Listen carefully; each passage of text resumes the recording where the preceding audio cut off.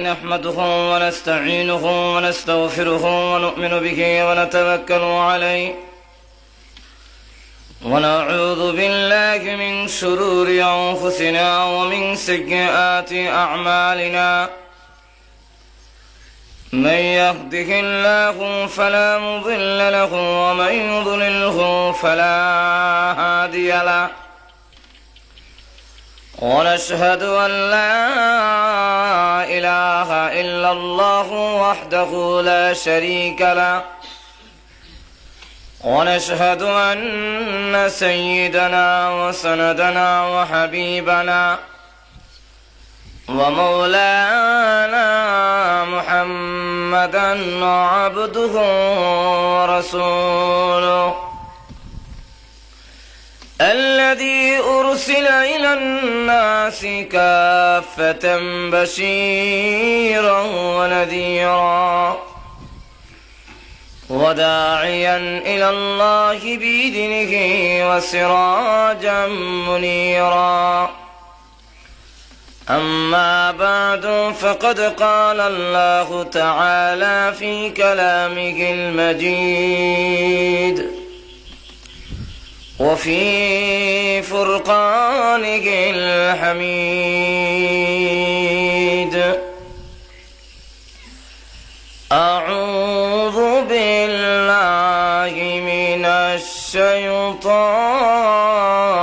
الرجيم بسم الله الرحمن الرحيم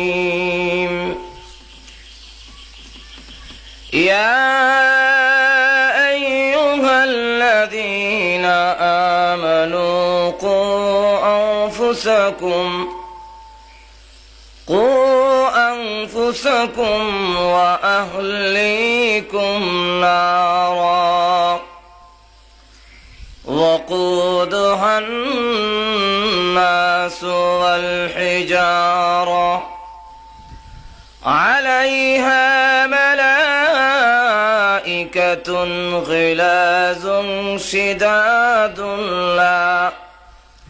لا يعصون الله ما أمرهم ويفعلون ما يؤمرون. قال النبي صلى الله عليه وسلم ألا كلكم راع وكلكم مسؤول عن رعيته الإمام راع على ملكه والرجل راع على نفسه والمرأة راعية على بيت زوجها أو كما قال عليه الصلاة والسلام. صلى الله على سيدنا ومولانا محمد وعلى آله وأصحابه وسلم.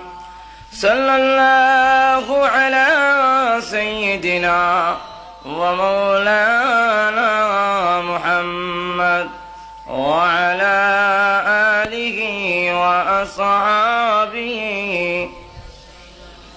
بلغ العلا بكماله كشف الدجى بجماله حسنت جميع خصاله صلوا عليه وآله.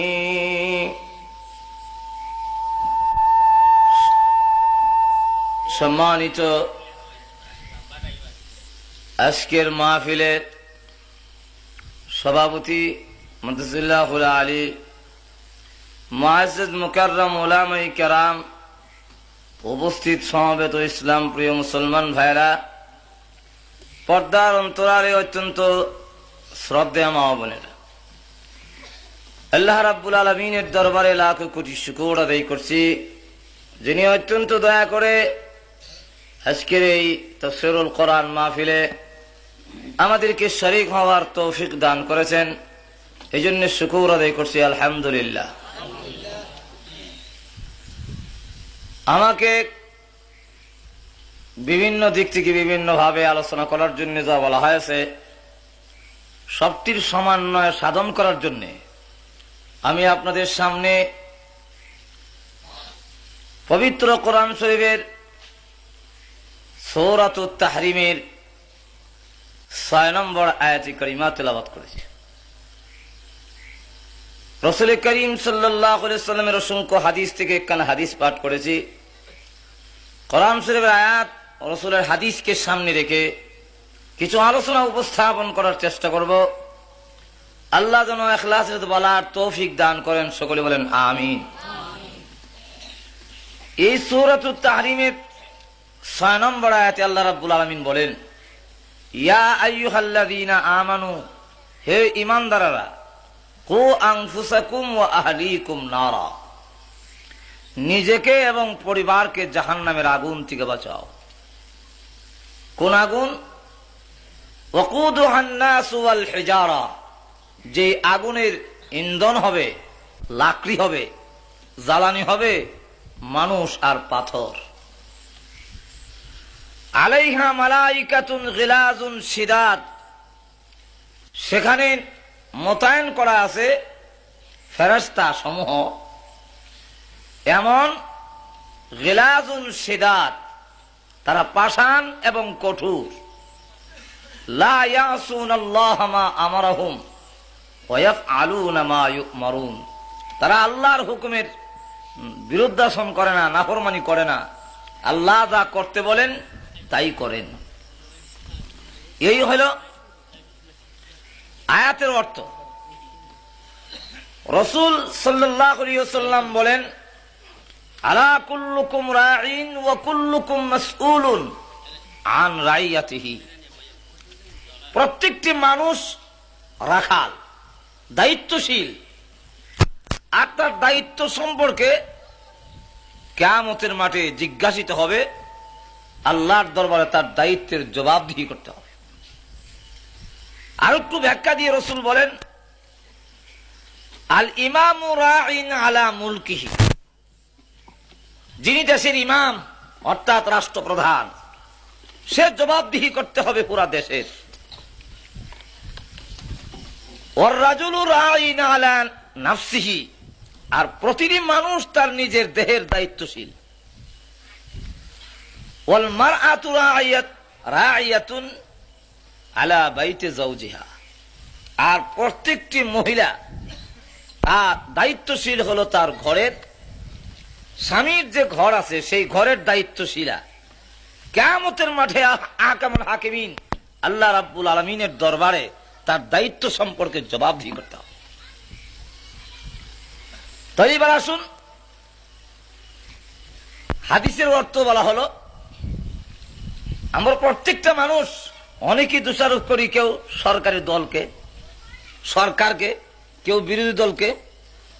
আসলে নিজের দোষ মুডুই দেখি না, যেরকম ঠিক কিনা।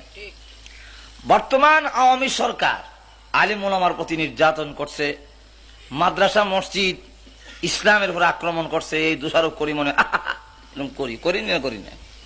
কিন্তু এই আওয়ামী সরকার তারা নিজেরাই কি ক্ষমতায় বসছে না আরো কিছু সহযোগিতা আছে? আরো ধরে কোন আছে কিনা? দোষী কি শুধু তারা না আমরাও আছি? তাহলে একদিকে আমরা খালি শুধু দোষ চাপাই দেই, কিয়ামতের মাঠে শুধু এদের দায়িত্ব চাপাই দিয়া বাঁচা যাবে না। আল্লাহ যদি জিজ্ঞাসা করেন, ওরা কি রাষ্ট্রীয় ক্ষমতায় এমনি গেছে? তোমরা কি সহযোগিতা করো নাই? যারা এখানে বসাইছ সব দায়ী। যেরকম ঠিক খেলে ভাইরা আমার, বর্তমান সরকার যদি এই কথা দায়িত্ব নেয় যে আগামী ঈদের সময় কেউ তোমরা সেমাই ভাগ করো না, আমি নিজে তোমাদের প্রতিটি ঘরে ঘরে সেমাই পৌঁছায় দেব, তাহলে দেখা যাবে কত টন চিনি লাগে, কত হাজার হাজার শ্রমিক লাগে, কত শত শত ট্রাক লাগবে। কে বলেন লাগবে না? এরপরে আবার যখন নাকি সময় তৈরি করে বিলি বন্টন করতে যাবে, তখন দেখা যাবে আওয়ামী লীগের সভাপতি লয়ে গেছে গা 2 ডেক, যুবলীগের সভাপতি লয়ে গেছে গা 1 ডেক, ছাত্রলীগের সভাপতি লয়ে গেছে আধা ডেক। যেরকম হইবে কিনা এরকম প্রত্যেকের বেলায়, শুধু আওয়ামী লীগ না, যেই ক্ষমতা যাবে তারই অবস্থা এরকম হবে। আর সেমাই নীতি গিয়া গুতাগুতি করতে করতে 50 জন নিহত আর 100 জন গুরুতর আহত।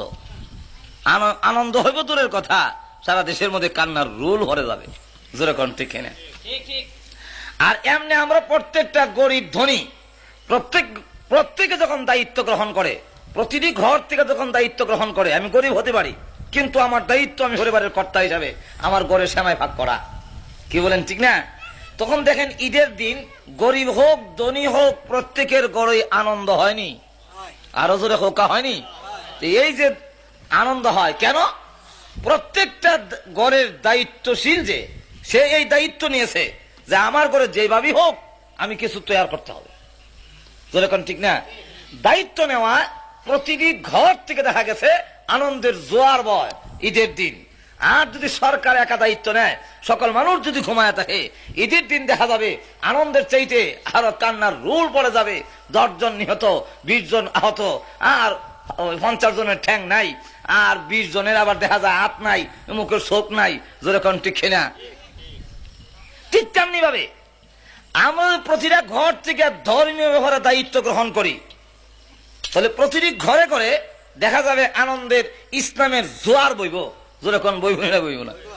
আর দেখা যায় আমরা সব যদি সরকারের কান্দু দিয়া আমরা মনে করি যে শাস্তি আমার কোন ইসলামের দায়িত্ব নাই, তাহলে দেখা যাবে যারাই ক্ষমতা যাবে আপনাদের 50 জনের ঠ্যাং নাই, আর 100 জনের হাত নাই, আর 10 জন জেল, আর 50 জন দেখা যায় একবার হাসপাতাল মরণাপন্ন। যেরকম ঠিক কিনা? এটা হবেই। এই জন্য আল্লাহ রাব্বুল আলামিন দায়িত্ব দিয়েছেন। কার কোন দায়িত্ব? প্রত্যেকেই দায়িত্বশীল আল্লাহ রাসূল বলেন। আর তার দায়িত্ব সম্পর্কে কিয়ামতের মাঠে আল্লাহর দরবারে জবাবদিহি করতে হবে।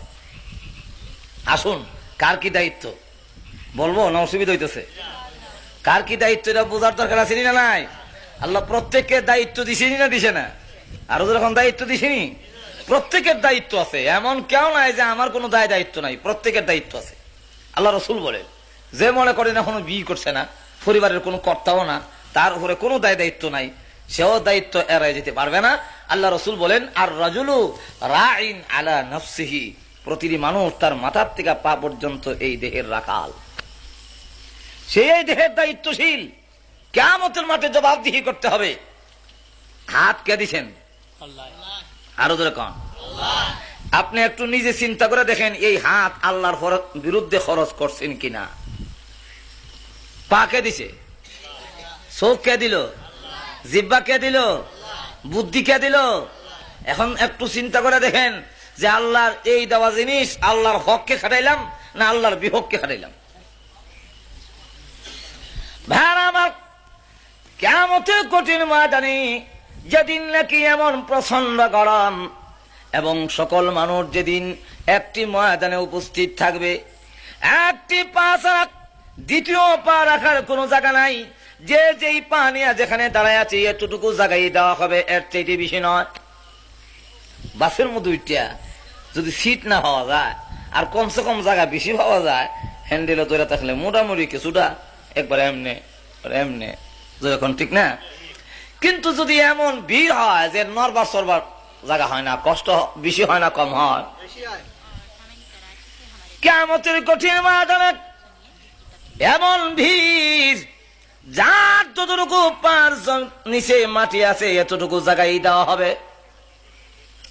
এর চাইতে বেশি জায়গা নাই। 2 নম্বর হলো সূর্যের গরম, জাহান্নামের আগুনের গরম। সূর্যের গরম এমন ভাবে লাগে 500 বছর দূরের রাস্তা থেকে জাহান্নামের আগুনের গরম লাগবে। হুজুর সাল্লাল্লাহু আলাইহি সাল্লামের কাছে জিবরাইল হাজির হয়েছে। আল্লাহর হাবিব বলেন মান আনতা, তুমি কে? জিবরাইল আলাইহিস সালাতু ওয়াসসালাম বলেন আনা জিবরাইল, আমি জিবরাইল। আল্লাহর হাবিব বলেন মান আনতা, তুমি কে? জিবরাইল আবার ডাক দিয়ে বলেন আমি জিবরাইল। আল্লাহর হাবিব বলেন মান আনতা, তুমি কে? জিবরাইল আলাইহিস সালাতু ওয়াসসালাম আবার বলেন আমি জিবরাইল।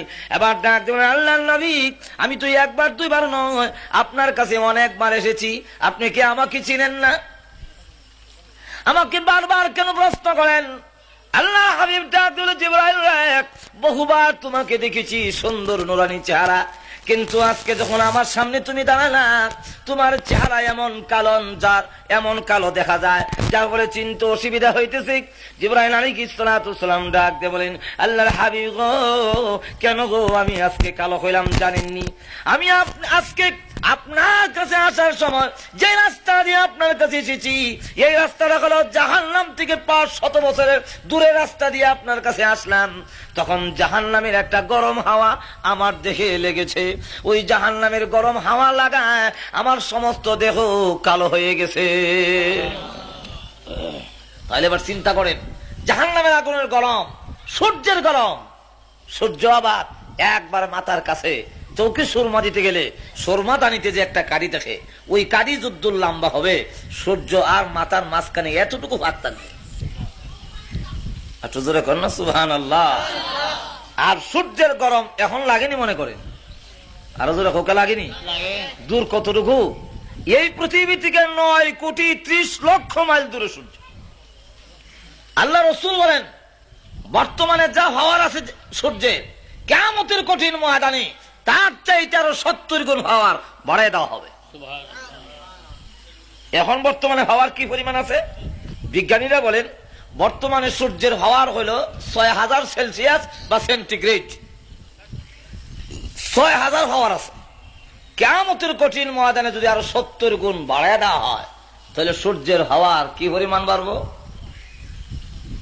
সুবহানাল্লাহ বলবেন না?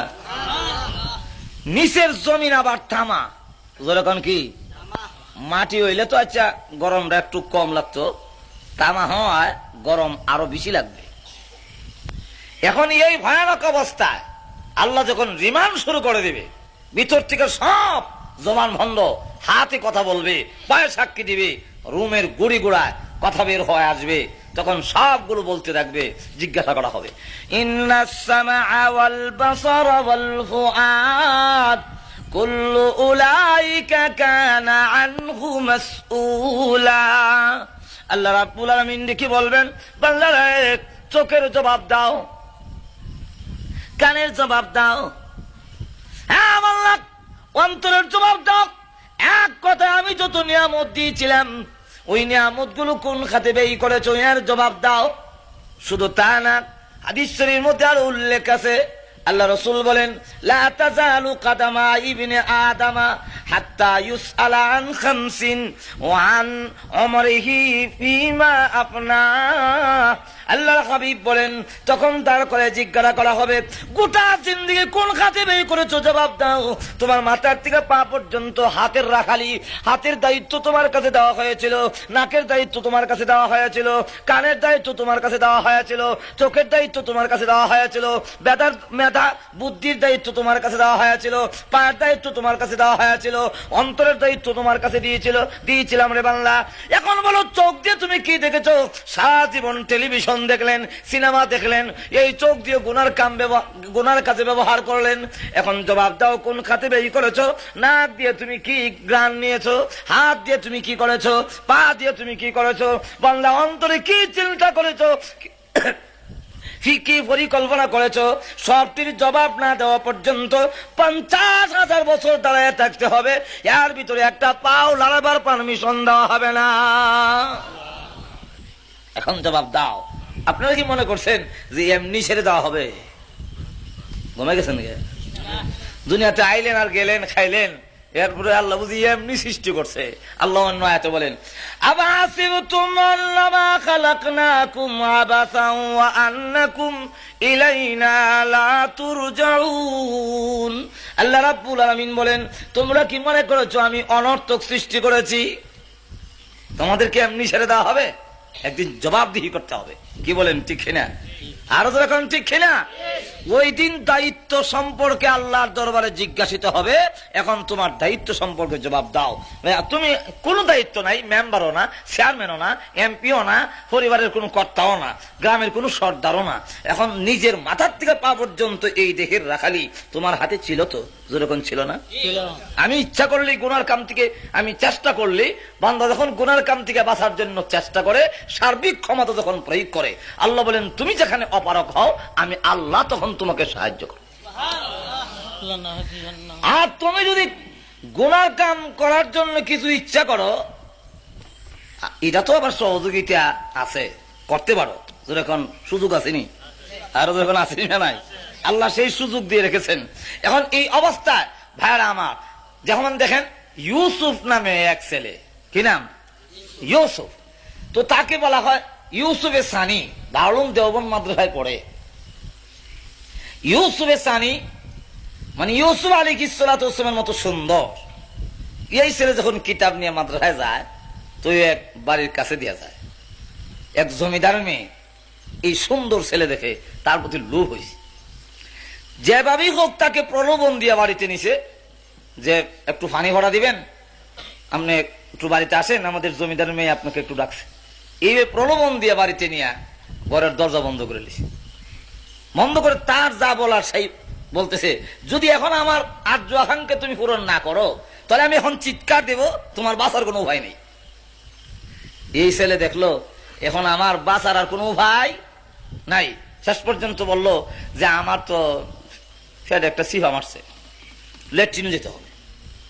ঠিক আছে, লেট্রিন দেখাই দিছে, এখানে যাও।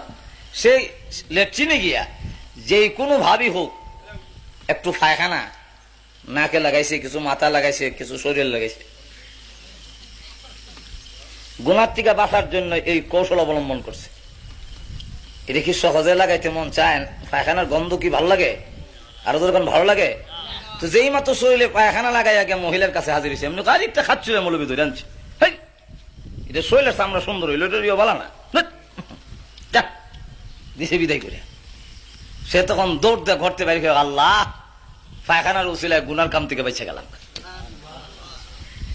এই পায়খানা যদিও আমার গায়ে লেগেছে, সাবান দিয়ে ধুইলে পরিষ্কার হবে কিনা, কিন্তু যদি জিনা করতাম আমার গায়ে যে নাপাক লাগতো, এটা জাহান্নামের আগুন দিয়ে ধৌত করা হইতো। তো জাহান্নামের আগুন দিয়ে ধৌত করার চাইতে দুনিয়ার পানি আর সাবান দিয়ে ধুইলাম ভালো না? আরো যখন ভালো না।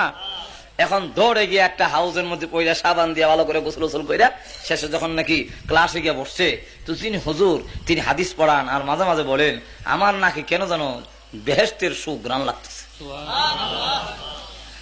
ছাত্র তো তখন মনে মনে ভাবতেছে যে আমি যে পায়খানা লাগাইছি, মনে হয় কোথাও কোনো সিবা চাপায় পায়খানা রয়ে গেছে, দুর্গন্ধ লাগতেছে, আর হুজুর উপহাস করিয়া ক্রিটিসাইজ করে কইতেছে যে জান্নাতের সুগন্ধ লাগতেছে। সে খালি মাথা নিচের দিকে নেয়, হঠাৎ করে হুজুর ডাক দেয়, তোর মাথা নিচের দিকে কেন উঠা? সে যখন দাঁড়াইছে দেখে তার শরীর থেকে মেসকাম্বর ঘ্রাণ বেরোচ্ছে। তখন ডাক দিয়ে বলে, আসল উদ্দেশ্য বল।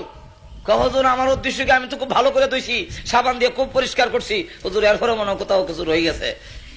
কি কর, ব্যাপারটা কি? তখন সে তার ঘটনা খুলে বললো। এমনি ডাক দিয়ে, না ক্রিটিসাইজ না, উপহাস না, টাকটা মস্কারি না, আসলে তুমি এই দুনিয়ার নাপাক লাগাইয়া গুনার কাম থেকে বাঁচার জন্য যে চেষ্টা করেছো, এই জন্য আহকামুল হাকিমিন আল্লাহ রাব্বুল আলামিন তোমার দেহের মধ্যে জান্নাতের সুঘ্রাণ হিট করে দিয়েছে। আপনার যত জাতের ক্ষমতা আছে গুনার কাম থেকে বাঁচার জন্য যদি আপনি প্রয়োগ করেন, এরপরে যদি আপনি বাঁচতে না পারেন, তখন আহকামুল হাকিমিন আল্লাহ রাব্বুল আলামিন গুনার থেকে বাঁচার জন্য আল্লাহর পক্ষের সাহায্য এসে যায়। কিন্তু প্রথম নিজের থেকে উদ্যোগ নিতে হবে। যেরকম ঠিক কিনা? আরো যখন ঠিক না, আমি এই হাত ওয়াদা করবো আর জীবনে কোনোদিন গুনার কাজে লাগাবো না। আর না হয় কেন হাতের গুনার কাজ করলেন? আপনি কি মনে করছেন এইগুলা রিপোর্ট হইতেছে না? যেই মাত্র হাত দিয়ে কোনো গুনার কামে ধরে, এই ধরা অবস্থায় ফেরেশতারা কুদরতি ক্যামেরা দিয়া তার ছবি সহ আমলনামার মধ্যে চাপ উঠে যায়। কথা বুঝছেন? গুনার কাম ধরছেন, যে অবস্থায় ধরা আছে এই অবস্থায় ছবি আছে আপনার আমলনামায়। এখন এই অবস্থায় আমার বিস্তারিত আলোচনা করার অবকাশ নাই, অনেক লম্বা আলোচনা। মাথার থেকে পা পর্যন্ত প্রথম আমি দায়িত্বশীল, মাথার থেকে পা পর্যন্ত সমস্ত দেহের দায়িত্বশীল রাখাল আমি। এর সম্পর্কে কিয়ামতের মাঠে আল্লাহর দরবারে জবাবদিহি করতে হবে। যেদিন জবাবদিহি করতে হবে আল্লাহর দরবারে, ওই দিন বান্দার জবাব দিয়ে যাওয়ার মতো কোনো উপায় আরো যারা এখন আছে? জবাব দিয়ে যদি আল্লাহর দরবার থেকে ঝেড়া করে যাওয়ার মতো কোনো উপায় নাই। কোন উকুল মুক্তারও আপনার পক্ষে সুপারিশ করবে না, কেউ আপনার মুখ করতে যাবে না, সকলে বলবে আমি মাপ চাই, আমি পারবো না। ভাইরা আমার, তাহলে এক নম্বর হলো মাথার থেকে পা পর্যন্ত রাখালি। এরপরে আস্তে আস্তে বাড়ে। আপনি যখন বিয়ে করলেন, বিয়ে করার পরে দায়িত্ব বাড়ছে না কমছে? আরো জোরে কন। তখন আপনার স্ত্রী কোন পথে পরিচালিত করলেন? মার্কেটে গেল, টাউনে গেল, সিনেমাত গেল, আরেক বন্ধুর হাত ধরে ক্লাবে চলে গেল, আপনি কোনোদিন কিছু বাঁধলেন না, কিছু বললেন না, এর জন্য আপনার জবাবদিহি করতে হবে। যেরকম ঠিক না? যদি এই দায়িত্ব পালন না করিয়া ছেলে সন্তান যখন হয় তখন দায়িত্ব আর একটু বাড়লো। ছেলেগুলোর দায়িত্ব পালন না করিয়া 15 বছর পর্যন্ত প্রত্যেকটা বাবার দায়িত্ব আছে। যেরকম আসেনি না নাই? 15 বছর পর্যন্ত আপনি তাকে সঠিকভাবে পরিচালিত করার পরে যদি সে পথ হারা হয়, এর জন্য একজন বাবাকেও জিজ্ঞাসা করা হবে না। বুঝছেন? আর 15 বছরের ভিতরে যদি আপনি চেষ্টা না করে থাকেন, এই ছেলে যত হাইজেক করবে, যত জিনা করবে, যত চুরি করবে, এর একটা অংশ আপনার আমলনামায় যোগ হবে। এর জন্য কবরে যদি চলে যান, আপনার আমলনামায় কবরও গিয়ে ফিরা যোগ হইব। আর দুনিয়া থাকতে মসজিদে যখন গিয়া কান্দে, আল্লাহ আয় আল্লাহ রাব্বানা যালামনা, আয় আল্লাহ আর গুনাহ করব না, আল্লাহ ডাক দেখো ভাইরো, তোর মসজিদে আইতে বলতে গে ভাইরা, তুই আমার গোড়া আসলি গে? তুমি আমার দরবারে কাঁদছো রাব্বানা যালামনা, আল্লাহ গুনাহ করবে না। তোমার মেয়ে কোথায়? তোমার ছেলে কোথায়? তোমার স্ত্রী কোথায়? এর জন্য তোমার ওইগুলো আদায় করে এরপরে আমার দরবারে কান্দো। আর তুমি একা শুধু রাব্বানা যালামনা বলে কান্দতেছো, কিন্তু স্ত্রী তুমি ইচ্ছাকৃত ভাবে বেপরদা ছেড়ে দিয়েছো। তুমি ইচ্ছাকৃত ভাবে তোমার সন্তানকে সন্ত্রাসী কার্যকলাপে নিযুক্ত করে দিয়েছো। তুমি ইচ্ছাকৃত ভাবে তোমার মেয়েকে এইভাবে উলঙ্গ অবস্থায় ছেড়ে দিয়েছো। এখন এই অবস্থায় তুমি কান্দো, তোমার কান্দার আমি আল্লাহর কোনো প্রয়োজন নাই। এমন না যে তুমি না কানলে আমরা তো মনে করেন আমাকে মালিশ করতে হবে। এক সময় আসবে এমপিরা যখন, আজকে যদিও আমাদের গাড়ে হাত, কিছুদিন পরে দিব পায়ে হাত। যেরকম দিবে কিনা? আরো যেরকম দিবে না? আজকে যদিও তারা খুব ক্ষমতা, হ্যান করবে ত্যান করবে, কিন্তু সামনে কয়েক মাস পরেই আবার এসে পাও ধরবো। যেরকম ধরবো না, ধরছো না? আমার ধরতে হবে, কারণ আমার কাছে সে মোকাবিকি। আমি ভোট না দিলে সে এমপি হবে না। যেরকম ঠিক না? কিন্তু আল্লাহ রাব্বুল আলামিনকে সেজদা না দিলে আল্লাহ আল্লাহ থাকবে না। নাউযুবিল্লাহ, এমন না। যেরকম এরকম আপনার এই বাদগার মানুষেরা যদি নামাজ না করেন, আল্লাহর কি আল্লাহ কমব? আর যখন কামবে, তাহলে আল্লাহ তোমার এই জাতের গোলামির কোন মোকাবিকি নয়। এই জন্য আসুন, তারপরে আপনার পরিবার যখন হইলো, পরিবারের দায়িত্ব আসলো, এইভাবে আস্তে আস্তে যখন নাকি একজন মহিলার কি দায়িত্ব হবে, সেই দায়িত্ব কোরআন হাদিসে দেওয়া আছে। যখন আসেনি না নাই? আল্লাহ নারী পুরুষ দুনো জাতিকে আল্লাহ সৃষ্টি করেছেন, সৃষ্টি করেন নাই? যাকে যেই কাজের জন্য সৃষ্টি করা হয়েছে তাকে সেই কাজের যোগ্যতাও দেওয়া হয়েছে। হাতিকে যেই কাজের জন্য সৃষ্টি করেছেন সেই কাজের যোগ্যতা দিয়েছেন। গুড়াকে যেই কাজের জন্য সৃষ্টি করেছে সেই কাজের যোগ্যতা দিছে। এই জন্য গুড়ার হিড়ের হাড্ডি ডাট শক্ত। আবার গরুকে চাষাবাদের জন্য সৃষ্টি করেছেন, এই জন্য গরুর চাষাবাদের উপযোগী বানায় সৃষ্টি করছেন। একটা গরুর হাল চাষ করার জন্য আল্লাহ বানিয়েছেন, এই জন্য গাড়ির মধ্যে হাড্ডি না দিয়া স্প্রিং এর রক দিছে। কি দিছেন? স্প্রিং এর রক। উটকে আল্লাহ রাব্বুল আলামিন মরুভূমির জাহাজ বানাইছেন, মরুভূমির জন্য যানবাহন, সেটা মাল গুলা সাপ্লাই দিবে উটের মাধ্যমে। এই জন্য আল্লাহ উটকে এমন যোগ্য বানাই সৃষ্টি করেছেন। এটা বৃষ্টি প্রধান দেশে উট বেচা না, এটা ওই মরুভূমির দেশের জন্য প্রযোজ্য। আবার তার গলাটা লম্বা করে দিয়া জায়গা জায়গায় পানির ট্যাঙ্কি বান্ধা দিয়া কইছে, একদিন যদি পানি পাও তো 15 দিনের পানি পান করে জমা রাখবা। আল্লাহ যাকে যে কাজের জন্য সৃষ্টি করেছেন সেই কাজের যোগ্যতা দিচ্ছেন। এই জন্য এখন যদি ঘোড়াগুলো বা ছাগল যদি মিছিল করে যে আমি গরু হইতে চাই, এই মিছিল কি যুক্তিসঙ্গত? আরো যেরকম যুক্তিসঙ্গত। তো আমাদের দেশের নারীবাদীরা ওরাও যদি স্লোগান দেয় আমরা পুরুষ হইতে চাই, ওই পারবো? আরো যখন পারবে। আর আমাদের দেশের পার্লামেন্ট, আমাদের দেশের তথাকথিত নারীগুলোকে ধোঁকা দিয়া এদের স্বার্থ হাসিল করার জন্য নারী সমাজকে এদের পিছনে ব্যয় করতেছে। যদিও দেখায় একটু সম্মান দিছে, ইজ্জত দিছে, আসলে করে ইজ্জত দেয় নাই, বেইজ্জত করছে। যেরকম ঠিক কিনা? আরো যেরকম ঠিক কিনা? তারা বলে ইসলাম নারীর মর্যাদা দিছে না। হ্যাঁ, তারা নারীর সমান অধিকার নামের স্লোগান দেয়। এই সমান অধিকার সম্পূর্ণ দুঃখা। যেরকম কি? আরো যেরকম কি? দুঃখা। কেমনে দুঃখা? সমান অধিকার দিলে কোথায়? অধিকার কাকে বলে, দায়িত্ব কাকে বলে সেটা বোঝার মতো যোগ্যতা তাদের নাই। আর বুঝলেও বুঝছেই বাটপারি করে। যেরকম ঠিক কিনা? সমান অধিকার যদি হয় তাহলে পার্লামেন্টে আইন করো, আগামী বছর থেকে 1 মাস মহিলার মাসিক হবে, 1 মাস পুরুষের হবে। ঠিক না? এরপরে আবার স্বামী স্ত্রী দুজনে কাজ করবে। আর সন্তান যাবে শুধু স্বামীর পেটে আর স্ত্রীর পেটে, তা হতে পারে না। আগামী সংসদ বৈশা এই আইন পাশ করো যে 1 বছর মহিলা সন্তান পেটে রাখবে আর 1 বছর পুরুষ সন্তান পেটে রাখবে। যেরকম ঠিক কিনা? হ্যাঁ, এরকম হইতো না নি। এরপরে আবার আইন করেন এইভাবে যে বাচ্চা খালি দুধ মা খাওয়াবে কেন, পুরুষও খাওয়াতে হবে। এই জন্য 2 বছর দুধ খাওয়াইতে হয়, 1 বছর পুরুষ দুধ খাওয়াবে আর 1 বছর মহিলা খাওয়াবে। এটা পারবো নি? আরো যখন পারবে নাকি? তো সমান অধিকার কি তোমারটা খালি অর্ধেক বাচ্চা দেওয়ার নাম সমান অধিকার? তারটা নিবা না, দুটা বন্টন করে নাও, তাহলে এটার নাম হলো সমান অধিকার। যেরকম ঠিক কিনা? মহিলার মাসিক টিকি নিল, বাচ্চা বেঁধে রাখার টিকি নিল, দুধ পান করার টিকি নিল, বাচ্চার লালন পালন করার টিকি নিল। আর শুধু ব্যাংকের চাকরি, অফিস আদালতের চাকরি, সরকারি মাটি কাটন চাকরি, এইগুলা অর্ধেক করে পুরুষের কাজে দিলা, অর্ধেক মহিলারা নিল। এখন মহিলার বন্ডকটা তো সমান হইল না, বরং তার উপরে চাপটা বেশি পড়ে গেল। যেরকম ঠিক কিনা? আরো যেরকম ঠিক না? ইসলাম বলেছে দায়িত্ব পালন করবে নারী 4 আনা, পুরুষ পালন করবে 12 আনা। আর